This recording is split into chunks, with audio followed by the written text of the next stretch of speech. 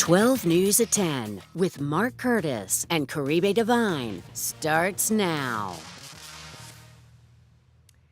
Tonight, we continue our ongoing coverage into teen violence in the Valley. Good evening, and thanks so much for joining us. For 12 News at 10, I'm Caribe Divine. I'm Mark Curtis. Newly released Gilbert records show police were made aware of a group of teens who bragged about committing dozens of assaults in January of last year, months before the death of 16-year-old Preston Lord. Police say that Lord was beat to death outside of a Halloween party by 7 juveniles and young adults. 12 News journalist Bianca Bono has been following this story for months now. She is joining us live in the studio. And Bianca, what did you find in these newest records? Guys, this is the report from a violent assault of a teen that happened in December of 2022. I requested this and other reports in December of 2023, and I'm just receiving it now. Gilbert police have long said they either weren't aware of teen violence cases prior to Preston Lord's death, or the cases they were aware of involved different suspects, so there was no way to link them or identify the trend. But these records paint a very different picture.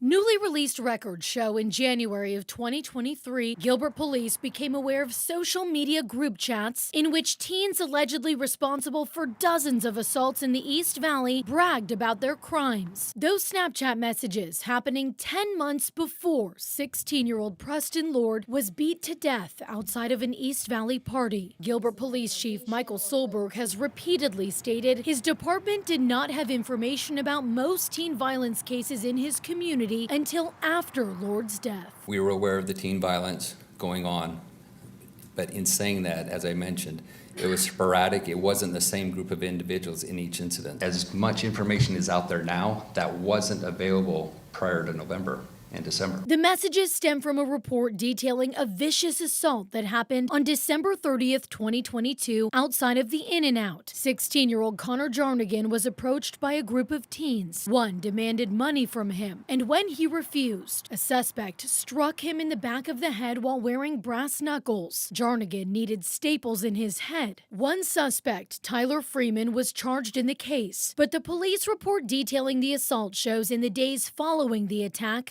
investigators were made aware of multiple individuals openly talking to each other on Snapchat about committing other assaults. One message reading, "You got extra knuckles? I'm trying to send these kids to the hospital." Other messages in the group chat say, "They are knowing who we all are. Gotta chill on the fighting. They're building a case. 5 incidents with brass knuckles. I think we just need to become an official gang already." But the most shocking, as soon as they find out we are the ones who got into all the fights, we're getting charged with 30-plus assaults. Despite possessing these conversations, the Gilbert Police Department wouldn't classify the group, known as the Gilbert Goons, as a hybrid gang for 17 months. Telling 12 News in an email, there was no additional evidence of gang activity outside of this Snapchat thread. Writing, "A singular vague reference is not sufficient evidence to establish a criminal street gang." 10 months after police obtained these messages, Preston Lord was killed in a group assault in neighboring Queen Creek. In the wake of his death, amid public pressure, Gilbert Police re-examined its previous teen violence cases and made numerous arrests. In response to 12 News questions about this newly released report, a spokesperson saying at the time they received information about the Snapchat messages, they had 6 total reported cases of group teen violence, with 8 arrests having been made in those cases, adding they investigated every case that was reported to them. Why didn't your department notice the trend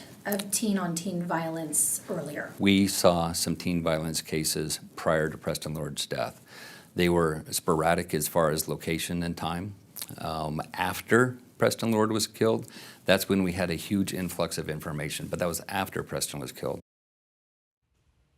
And Connor Jarnigan's mother, Stephanie, sent me a statement tonight responding to the release of her son's report. She said in part, "We are disappointed and disturbed after reading through the police report. It clearly shows there were major red flags with this group of teenage thugs who went on to continue to terrorize teens in the East Valley." You mentioned that the attack on Jarnigan took place back in December of 2022. How is Connor doing today? Thankfully, it appears Connor is doing great. He's actually the teen that has really started the movement we've seen advocating for a brass knuckles ban. He even testified at the Capitol this year, and while that bill didn't make it through the legislature. He is committed to pursuing that fight next session. Guys, back over to you. All right, Bianca, thank you. Happening right now, a major closure is impacting both directions of the US 93. Officials with ADOT say that it's because of a crash near State Route 71 outside of Wickenburg. DPS says that the crash involved 3 vehicles and that 1 person died. We're told the northbound lanes are closed at State Route 71 while the southbound lanes are closed at I-40 near Kingman. There's no timetable right now for the road to be reopened, so you will want to avoid that stretch of US 90 tonight if you can. Tonight, an update on a story we first brought to you as breaking news last night at 10 o'clock. Police continue to investigate a drowning in Tempe Town Lake. The man's body was recovered this morning. Fire crews were called to the lake yesterday afternoon after 2 people saw a man in the water. Tempe Fire responded with a boat and a drone but couldn't find the man. It's still unclear why he was in the water, and officials warn everyone that Tempe Town Lake is not intended for recreational swimming. As the valley settles into our brutal summer heat, just a reminder to always be cautious when hitting the trails. Hiking trails were open for business today, but the heat still proved to be too much for a woman hiking the 24th Street trailhead at South Mountain.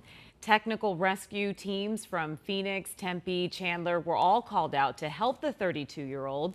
According to first responders, she was 2 miles from the trailhead when she became overheated and needed help. Thankfully, she is going to be okay. Meteorologist Lindsay Riley is here with your impact forecast. And Linz, we're bracing for some incredibly hot and dangerous weather. Yes, the hottest temperatures of the year now on the horizon for us over the next couple of days, actually beginning Thursday. We already have an excessive heat watch in effect Thursday and Friday. Temperatures as hot as 116. That is the hottest of the year. And Friday, we will be within 1 degree of a record. Still close to average tomorrow, reaching 107. But the 2 dangerous days will be Thursday and Friday. And we stay very hot even into early next week, above 110.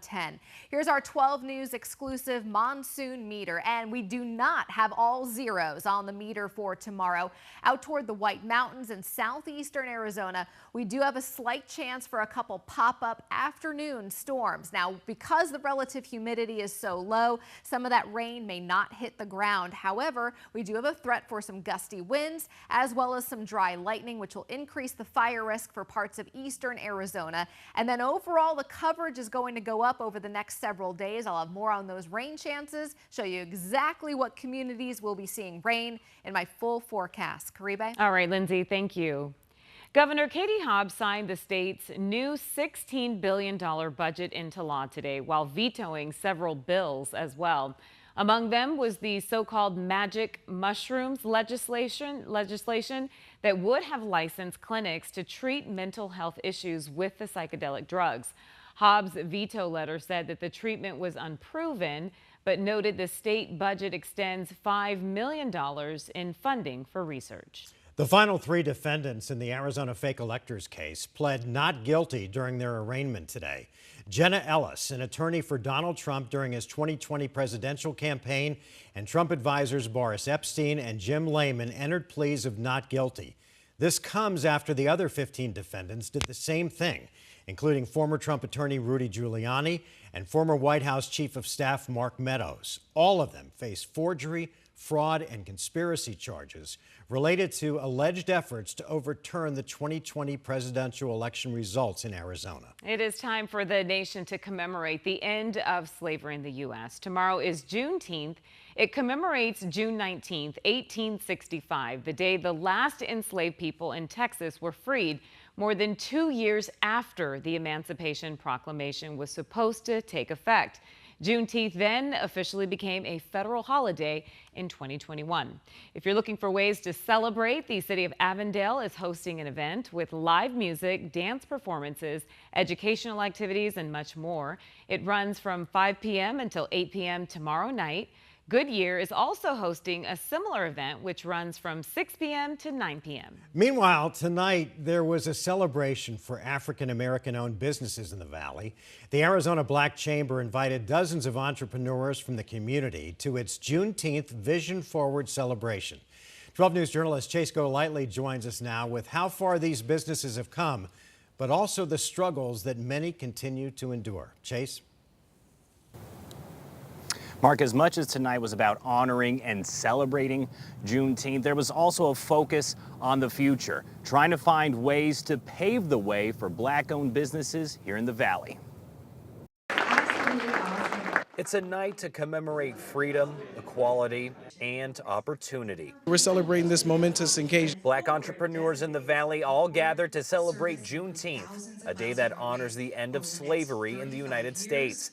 But Tuesday was also about celebrating the successes of these businesses and what they mean to the Valley. It is something that I've always dreamed of. Celeste Talley, the owner of Simply Celeste's Catering out of Phoenix, got her start in 2016. And then eventually grew into doing private chef events and celebrity chefing for the likes of the Phoenix Suns. Having endured struggles like any other business during the pandemic, but also issues unique to her. I have struggled just being a Black business owner, just not having access to certain information. She says it was difficult to secure a loan to get her business started, an issue those with the Black Chamber say are common. That's something that really has been an issue throughout our history, but it's gotten better. Which is why they helped create the Impact 2025 program, which is designed to help Black and minority-owned business owners secure those opportunities for growth by helping them get bank loans and networking with other business owners. So that's what I'm most excited about.